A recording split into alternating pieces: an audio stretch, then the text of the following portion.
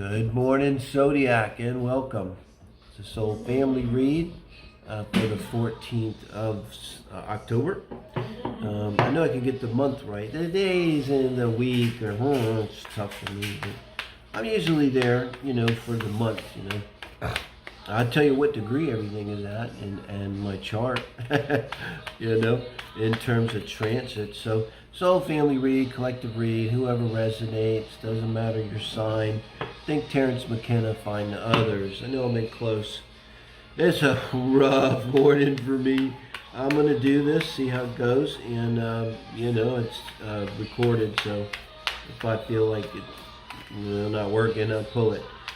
But been sick, and so I try to get a day ahead, and now I'm not, so I like to get this out early. And this morning, I managed to get out a little article on my Eros return, the asteroid Eros, which is linked to the asteroid Psyche, if you know your astrology, because I do astrology too. So that will be linked to my below in the reading here. I'll put a link to that article on my Facebook page. You feel free to join Facebook. I'll post. I don't really post too much about tarot. I do post a lot about astrology. It's just how I am, It's not so interested in the theory about tarot. If you're interested, Tarot of the Bohemian is the guide to the esoteric kingdom. Not just tarot, like everything, but it really goes into. It's a book that was written in 1893, I think. It was reissued and published by, you can find it on Google. Tarot of the Bohemian. Fascinating. But, so, it was on my mind today, Eros, because it's my Eros return, Technically yesterday I really nailed it, but, Eros is kind of in orbit near Mars, 643-day orbit. So it's a couple years cycle, sort of like Mars. It's not like a huge cycle. It's one of the closer asteroids, it has to do with your erotic nature. It's kind of linked to Mars, close to Mars, similar orbit, but drills down more into the, Mars about sexuality. It's kind of like your kink, your exact position. Mine is conjunct Saturn. I mean, by 20 minutes. It's so close. So it also means that Eros is on my Saturn. Oh God. So I'll leave that if you want to check the article. But we're just going to make this about, as I do the daily reading here, it's Thursday, kind of have in mind, the erotic nature. Why not? I honestly, when I started studying transits, and I went back immediately and looked at my own chart from the around the 21st of May 2008, when I had this catastrophic autoimmune attack that hit out of nowhere. And when I did, I found to my surprise that Eros was figuring prominently. So it does have to do with the body as well. Now, that's probably why it's linked to Mars. It has to do with the erotic nature. So let's see what we get. This is going to be, wow, the sun, thank you. This is where we're at in terms of love and relationship right now, spirituality, manifestation. And we're coming in, showing up with this sun energy, which I gotta love right now. I'm going to take that like a promise. I've been really under the weather. It's starting to come back now. Thank you, Sip Bro. So this is feeling pretty good, and it's like I kind of do. And yesterday it was about the sun. If you watched yesterday's Soul Family read, interesting that it shows back up. I did readings with these cards yesterday and shuffled a lot, so it's not just about the shuffling. It's about the universe trying to say something. And I conclude myself in this reading. For me, the Eros is also a part of my sun's self, expression of myself. Sexuality is an expression of yourself. And it's always been repressed for me. I notice that I tend to choose partners. My sexuality is somewhat suppressed, but it's that I choose partners that help me suppress it. And now, no, thank God, feel like some healings come in. Maybe that's the sun, because it is my Eros return. And I literally, with this relationship, the song that comes to mind is Sexual Healing. It's kind of corny, but it's really healing in every other way. Charon's big for me right now. It's going on a lot of healing. And I love seeing the sun here. It's kind of like this reassurance for me. And I feel like my fire's coming back, so that's really good. As I was saying yesterday, you really need to express your sun self, or it leads to physical trouble, actually. And look at the advice from Spirit. Walk away from mental patterns, sources of mental patterns, thoughts, communication, negative talk. This is me. It's hard not to be negative when you're in pain a lot and struggling physically and stuff. But, you know, that's the challenge, to stay focused on the positive. So no matter how bad it is, you can always look around and find something positive. And so that's kind of what I do. Thank you, Spirit. I get that.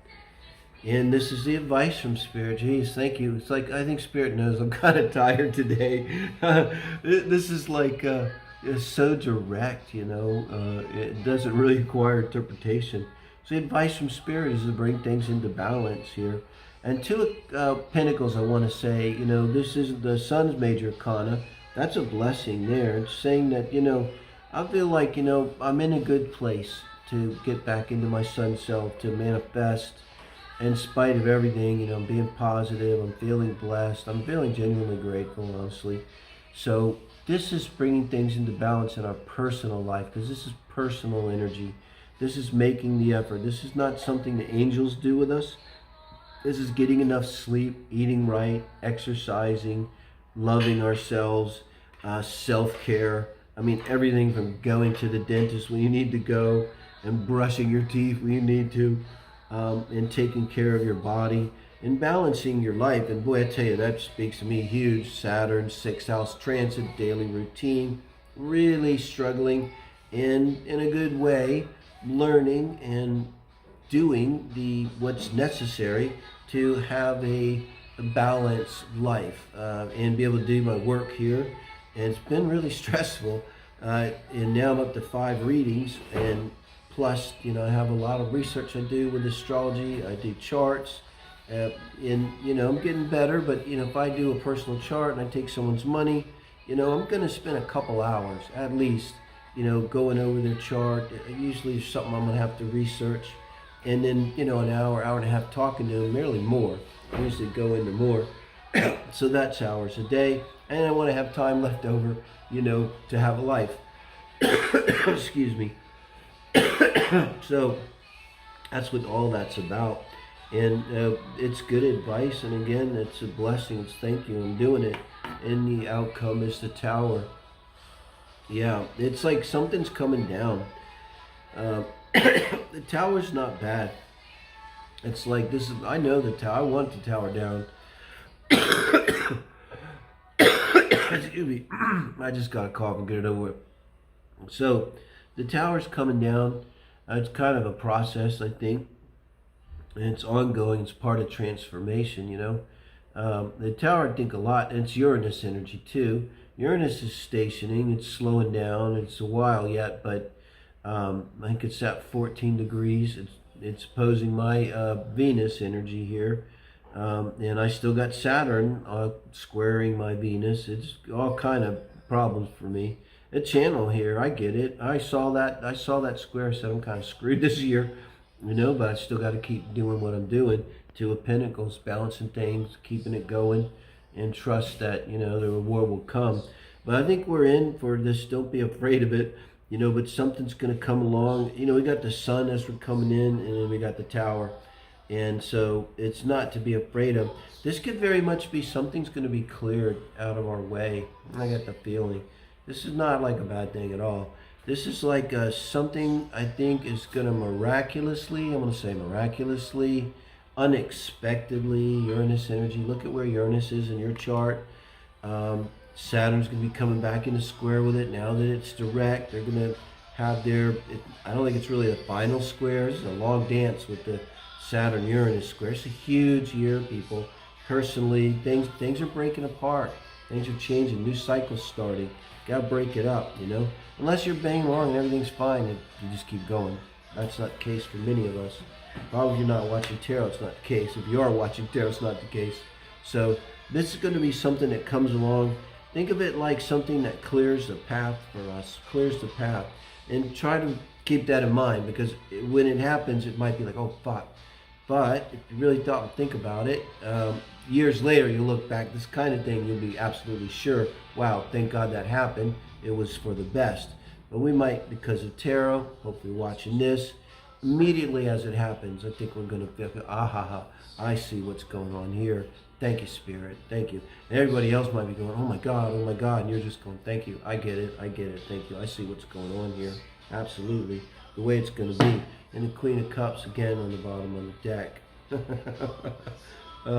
It figured yesterday somehow, I think prominently. And this is how I feel. I feel like Queen of Cups, you know. I'm in the Empress Club on Facebook. I have a lot of divine feminine energy. And this is emotionally being whole, emotionally being mature, emotionally being available. And it's everything that's necessary, I think, you know. The Queen of Cups, I believe, becomes the High Priestess I keep talking about. It's on the deck, the Ethereal Visions deck. So it's like that's where we're moving.